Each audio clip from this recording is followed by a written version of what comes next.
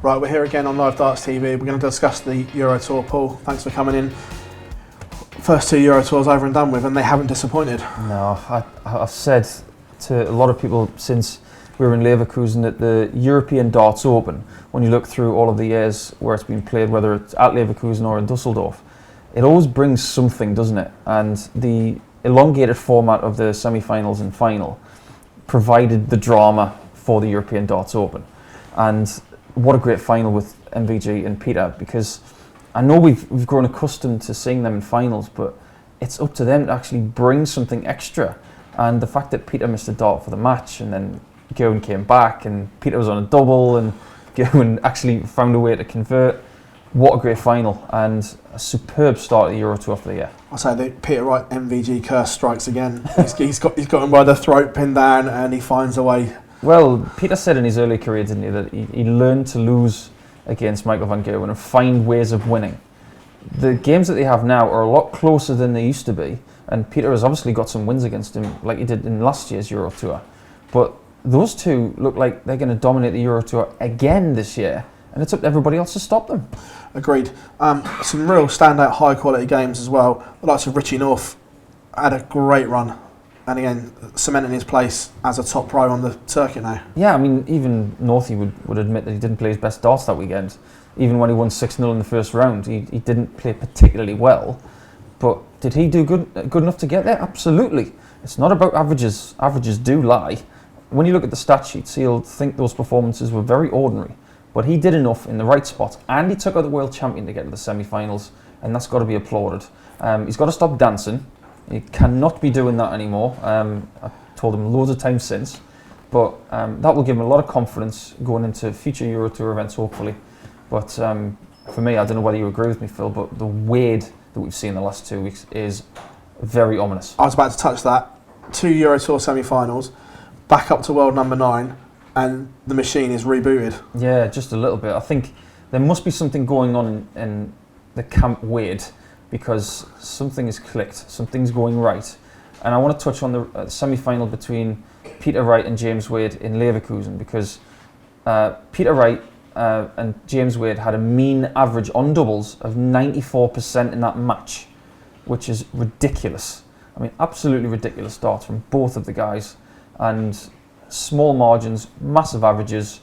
That was an amazing match to cover, and I'm really buoyed for James. I may not have been his best fan in the past, but I recognise real talent and composure, because at the minute James Wade is definitely starting to do something good. James has always been one of the best finishers, arguably ever, in Premier League darts history. But now he's scoring heavier than I've ever seen him as well. Yeah, that's ominous, isn't it? I mean, over the last few years, I've noticed that his dart went in a little bit flatter, and whether that had something to do with the little hop that was coming into the throw of Wadey, I don't know. But I don't know whether there's been some small tweaks made to his barrel. You and I both know that he's not one to change equipment. He's not changed a barrel, a stem or a flight in something like over 10 years. He does throw a longer point these days though, but his scoring ability, it just looks more accentuated by that first dart going in.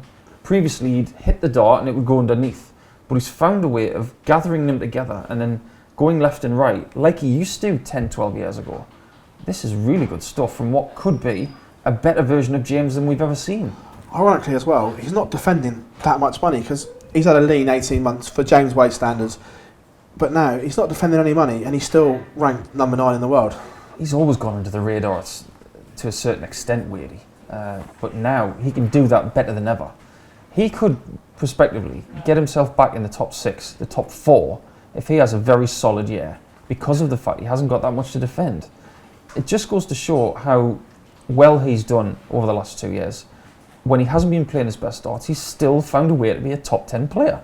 And not a lot of people can say that. I mean, look at Adrian Lewis, down near 20 now. Other players have fallen off the map, you know, from Premier League to not even having a tour card. James Wade has found his own way of steadying the ship, and I think we've got to applaud that. I think a decade in the top 10, and he's probably the only one in there that's still going. The rest is all new. Yeah, and it's hard, trust me, to go from being one of the young upstarts who's winning majors all the time to then go to be under the likes of Phill and Van Gerwen, who are constantly denied by these two guys and other players for that matter. There we mentioned the Scott Waits Grand Slam, which he should have won. But at the end of the day, he's found a way of still being present within the top echelons of the game. Whether you love him or whether you don't, it's just the fact that he's stuck around and been a fighter. And it's just absolutely brilliant for him to have this opportunity to kick forward now and potentially get himself back in the top 4. Again, another good one was Joe Cullen. Had a great first two Euro Tour events, because he had a great year last year, but then faded towards the end. But he's on the up again. Well, maybe losing his hair hasn't done anything for his mojo. I know he's only just getting used to that now. But talking about his darts, the one thing that stands out for me more than anything else in the last couple of weeks with the Euro Tour are his fighting qualities in able to nick matches. Like the game against Danny Noppert, for instance, which I believe is the one that set him on this path, where he was taking out shots to save his skin, and that's what he's been doing the last couple of weeks. He's been like the human highlight reel of finishing matches off at the right points, especially with the game against Chris Dobie as well in Leverkusen, which Chris almost won, but Joe was able to just nick it at the end. If you've got that kind of quality in your locker and you find form, boy, does that add up to a very dangerous opponent. Again, second Euro Tour event this weekend, just gone in Munich. Seeds went tumbling in this one. This was a very strange one. Great for fans because we saw names that we're not used to seeing. Yeah. But the Seeds had an absolute mare. Strength and depth, that's what it's all about. You've got players like Luke Humphreys and Keegan Brown coming through who aren't afraid to average high and take these Seeds out. Luke Humphreys is going to have a very solid season, I feel. He loves qualifying for tournaments. He's got himself in the first 4, so we're going to be seeing a lot of him. But I like what I see from Keegan at the minute. He scored 103 average against Simon Whitlock at the weekend. That is a statement of intent.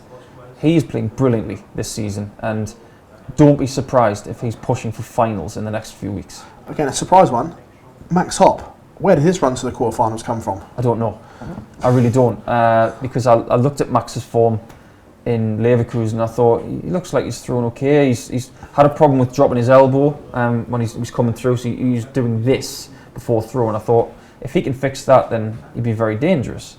But there's nothing that I saw in Leverkusen said to me that he was going to make the quarters in Munich. Absolutely nothing. But he's obviously found something that's gone right. If this doesn't give him a bit more confidence, I don't think anything will. No, agreed, because he's always had the ability and he was the poster boy of German darts, but the last 18 months has just gone completely off the radar. Well, all the pressure was on him, wasn't it? The likes of Gabriel Clemens coming in now, Martin Schindler being the almost number 1 of German darts. Maybe the fact that more people are coming to the fore now is going to help Max. Maybe the pressure has been dissipated a little bit, and maybe it's time for him to get back to where he was. Again, same old outcome though. Michael picks up his 22nd Euro Tour title. 22. I mean, that is ridiculous. Crazy. I've been in 2 finals, and I still think that's quite a good achievement. But it just goes to show how hungry he is, not just for titles, for his own history, but for money as well. He does approach every single Euro Tour as if the £25,000 is his. And he is going to have to get a bigger trophy room, because 22 Euro Tours, countless other major championships, World Series events, he's going to need some sort of ranch in the future if he wants to house all these winning trophies. No, agreed. We look forward to ET3 and 4. First of all, there's a name on ET3 that we should get used to seeing. You're back on the Euro Tour. Well, I'm on for ET3 and I'm going to try and get qualifying for the other ones, which is not easy by any stretch. It's very, very tough. I mean, getting through to the third European Tour was hard. Beating George Killington and playing really well against Kevin Painter, and a bruising battle with Justin Pipe in the final, where I only just nicked at 6-5. I'm really pleased to be going back to Saarbrücken this time. I went there last year and played all right. So hopefully this time around, I know I'm going to be playing on the Friday night because I'm working for TalkSport on the Thursday. So the PDC have given me a little bit of grace there, which is very kind of them. So we're playing on the Friday night. When I fly in on Friday morning, I've got a bit of time to rest, and if we get a good game under our belt and keep the way I'm playing, then I've got every chance of getting through to round 2. Again, you won't thank me for this, but Simon Stevenson, who beat you in the final of the other one, qualified for both and had a great qualifying campaign. Yeah, I played against Simon in the final of the ET4 qualifier, and he was just outrageously good. He looked so calm, he was ready for it, his scoring put me under so much pressure. Simon's a great player, and I think it's taken him a little bit of time to get used to the smaller flights that he's using. He's using the same flights as Justin Pipe. He used to throw the bigger, big wing flights, but now he's got used to those small flights. He can put those darts really close together, and watch out for him because he's a very dangerous player when he gets going. Again, another name that keeps cropping up is Steve Lennon, who had a phenomenal time of late, and again he's qualified for both ET3 and 4, causing a lot of damage at the moment. Oh, so much respect in the world for Steve Lennon. When I first met Steve last year, he annihilated me on the dartboard, and he hit 121 3 different ways in the same match, and that is one of those performances that really makes your ears prick up and your eyes go white. You think, well, who's this kid? I went straight up to Mick McGowan and Willie O'Connor and said, who is he? And they said, he is the future of Irish darts. And they aren't wrong. No. He's got a seriously good attitude. He's very much in the Chris Dobey-like, with the demeanour and the approach to the game, very professional, doesn't say much. I think I've heard Steve Lennon say about 8 words in the last 18 months, but he's a serious talent and he doesn't get flustered by anything. And the performances in the Grand Slam last year proved that. So the joys of Dart Connect as well, we can actually see the stats. He hits a lot of 180s. Yes, he does. He's a very big scorer. He uses a very old dart. He's very traditional with his setup. There's nothing really glamorous about what Steve does, but my, is it effective. I look forward to watching him the next few years, but I don't look forward to playing him because he's very hard to beat. Yeah. ET3 as well. We've got Robert Thornton back on a Euro Tour as well. I think it's a big year for Robert. He's at that crossroads now where he's either going to reinvigorate himself or unfortunately he's going to fall off the radar. Yeah, never ever bat against Robert because he's one person you stick in the corner and he comes out swinging. He's had it tough, Robert, the last couple of years. He's had his own health issues. I know that his wife Christine's been very sick this year, so he's having to look after her. I wish Robert every success in the world. He's great for darts, is Robert, because he's pure passion on a plate. And not just because he's one of my closest friends and one of my best rivals over the last 10 years, but he's so watchable. But when he's playing well, he can beat anyone. I mean, who beats Phil Taylor in a major final and Michael van Gerwen in a major final, both when they were world number 1? That says to me he's a great player. And we throw that word around too much. Robert Thornton is a great player. And is he finished? He's still got plenty more to give. Again, we touched on it earlier, but Wadey qualified for both 3 and 4. Again, he must be close to being seeded again after these performances of late. Not far off. I think he'll be seeded probably by the summer. Who's to say that he won't go out and win one of these? You know what I mean? Yeah. He's won them before. He's won in Hamburg. He's won in Gibraltar, which is probably the hardest one to win because when you play there in the summer, it's just stiflingly hot. He's going to be a nightmare draw for someone for the next few months, and when he's seeded again, it's probably going to be a relief to the unseeded guys that they don't have to play him on a Friday. ET4, there's a name back on the list that I'm over the moon about. The Prince of Wales is back as well. Richie Burnett qualified. Yeah, ballerina darts at its best. It's like a music box that's going around and he's just twirling around. Richie's still a fantastic player, and I'm really happy that he's going to be back on the Euro Tour. He's got some sort of unofficial record, hasn't he, for one of the highest averages ever hit on the Euro Tour. Yeah. I think that was back at Dusseldorf, funnily enough. But still got it. I just wish that someone could sort out that major snatch of the dart, because if they could fix it, and you watch him in practice, it doesn't happen. If he could fix that, I think he'd be a lot better. And who's to say that he can't go on a run? Because I remember when we went to a Euro event in Bad Nauheim, which wasn't a Euro Tour. It was just 2 Pro Tours in 2 days. And he made the final on both days. And he lost to Whitlock and Webster on the Saturday and the Sunday. So he likes playing in Germany, likes playing on the stage in Germany. Who's to say that he can't do it in Austria at Graz? I think there's just something rather infectious about watching him play as well, I have to say. Of course there is. I mean, I wish he would grow the moustache back just to make it feel like 1995 or 1996 again. We were mucking around with dart throws the other day, and we were saying if you put the Dave Chisnell snatch with the Richie Burnett shoulder, then the chalker's got to be where. Well, in that case, he's got to go and Strictly Come Dancing, surely. Yeah. Because that would be some sort of routine. It'd be even better on Dancing on Ice. No, definitely. Obviously, you've got the upcoming qualifiers for ET 5 and 6 as well. Yeah. Looking forward to them?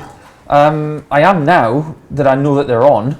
I was told yesterday that they were on this Friday. Little old me thought that they were in Wigan at the end of April. So I was informed that the qualifiers were this Friday. So I'll be putting in a few more extra hours on the practice board, because originally I was going to have a night of practice in Barnsley. So now it's going to be 2 qualifiers, so I've got to be ready. Again, Euro Tour, we love it. I know you love it, Paul. Thanks for coming and talking to us. We wish you every success for ET3 that's coming up. Great to see you back on TV. Thank you. Again, pleasure for joining us. Thanks very much. Thanks very much, Phil.